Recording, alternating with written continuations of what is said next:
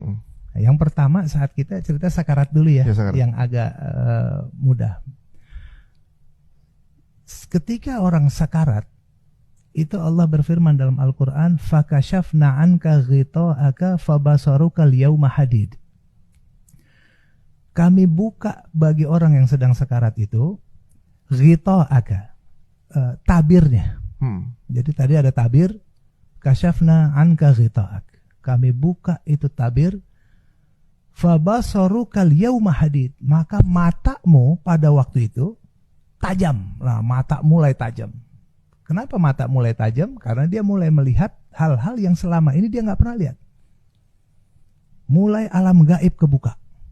Mulai dia lihat malaikat, dia lihat jin, dia lihat. Cuman dia mungkin udah susah. Ada yang masih mudah mengeluarkan kata-kata, dia bisa berbicara.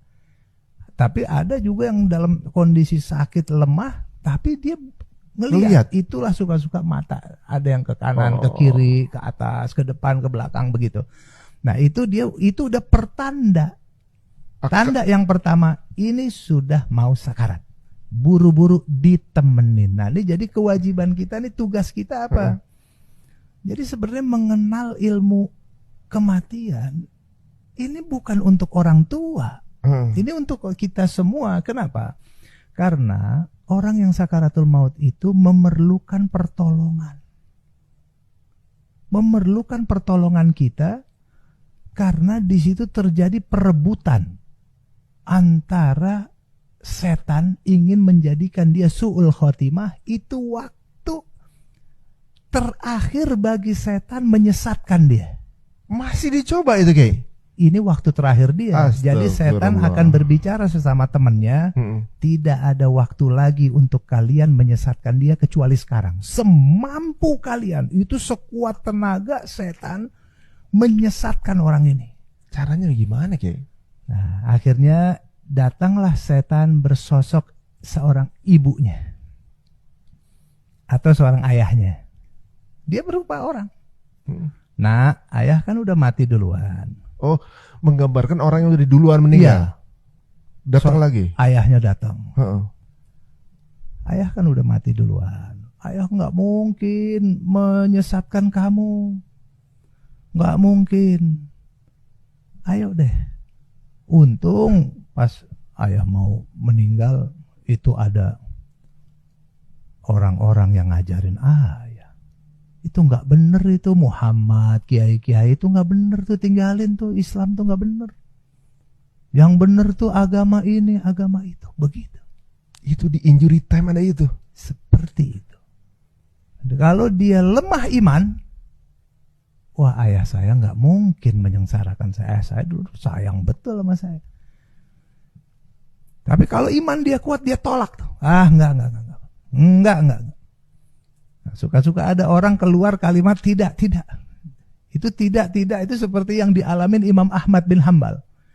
Imam Ahmad bin Hambal itu ketika dia sedang di sakaratul maut ditanya, kenapa tadi kamu bilang tidak? Aku lagi menolak, setan datang kepada saya, mengajak saya untuk keluar daripada agama Islam. Itu sekelas Imam Ahmad bin Hambal. Aduh, sekelas Nabi, sekelas Imam pada berat gimana kita? Nah ini yang berikutnya. Kalau kita tolak dia, iman kita, nanti dia sosok ibu kita, datang sosok ibu. Nah, nggak cuma satu, Ki. Wah, ibu kan udah mati duluan. Yang bener tuh ayah kamu, yang bener tuh, wah, yang bener tuh agama ini, agama itu. Itu paling bener tuh Yahudi, itu paling bener. Udah tinggalin Muhammad, udah nggak bener tuh semua. Kamu selamat kalau kamu ikutin agama Nasrani, ahli kitab, agama yang lain-lain. Ibunya nggak mungkin dong nyesatin dia. Untung ibu juga terselamatkan. Ayo deh kamu. Aduh. Kalau imannya kuat, ibunya dia tolak. Tidak. Nah, itu pentingnya ada orang di sebelah. Supaya kalau orang mengerti kondisi, buru-buru jangan dibiarin lama-lama. Orang yang sedang sakarat ini dibiarin sendirian, dia dikerjain setan terus tuh. Oh, jadi tugasnya yang nungguin apa ya? Yang nungguin begitu tahu ini orang sudah dalam kondisi kritis, sudah mulai ada tanda-tanda. Yang pertama, dia Yang pertama dia ciptakan lingkungan yang bersih.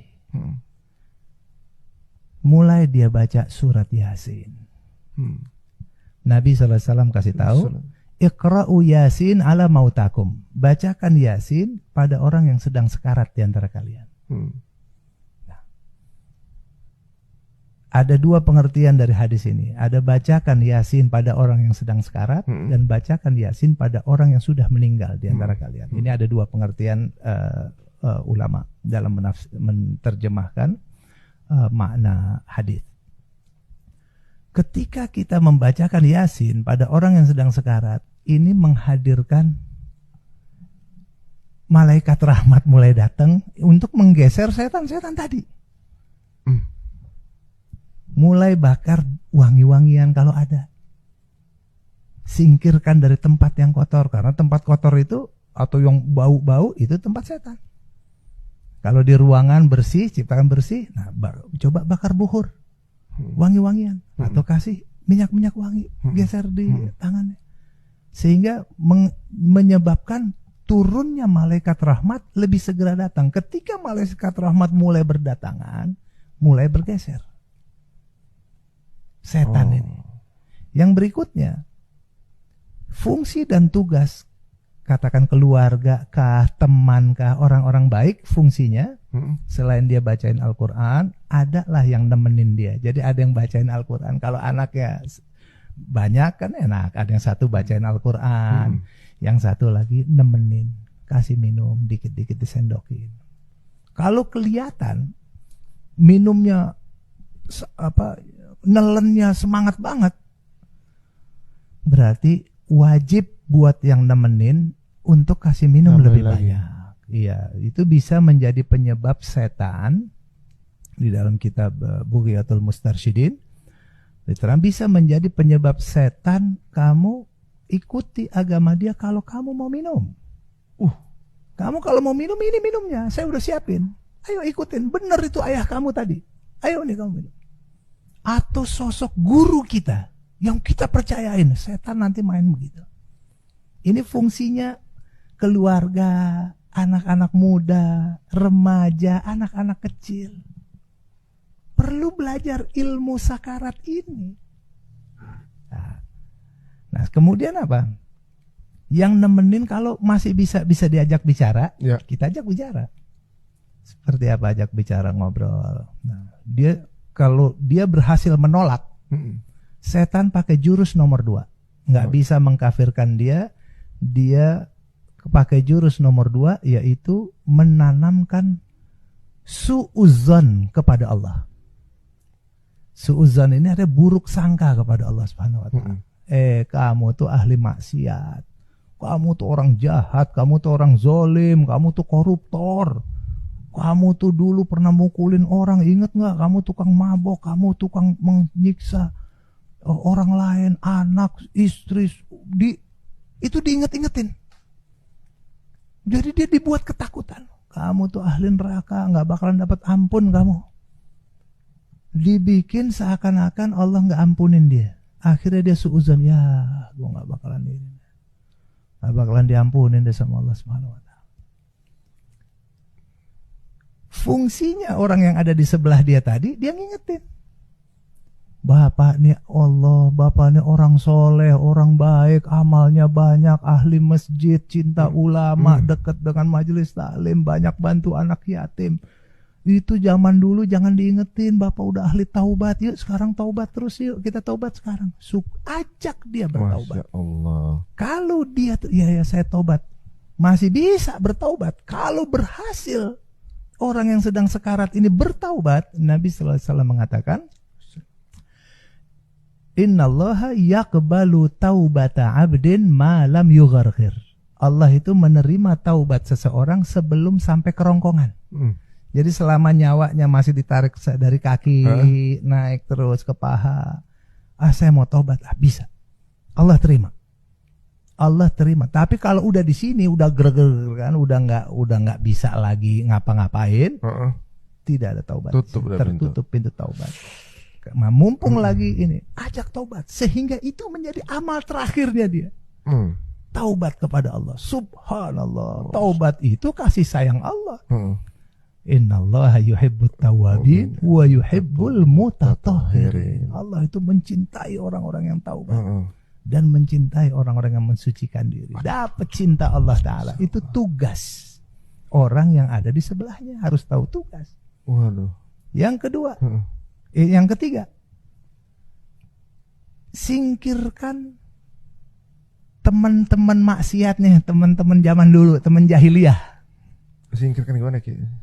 Ya, misalnya ada teman maboknya, ada teman kantor, teman jahiliyah. Ini keluarga, Pak. Minta Kalau tolong. datang, Kalau ada di pas sekitar lagi dia, lagi proses ini, merekanya hadir. betul. Oh. Pak, tolong Pak ya, kita keluarga pingin supaya keluarga aja di sini. Tolong Bapak tunggu di depan, doain ayah di depan, gitu. Nah, supaya apa? Ini jangan jadi bukti setan. Kamu ingat nggak tuh teman kamu tuh? Lu kan dari dulu mabok melulu sama dia.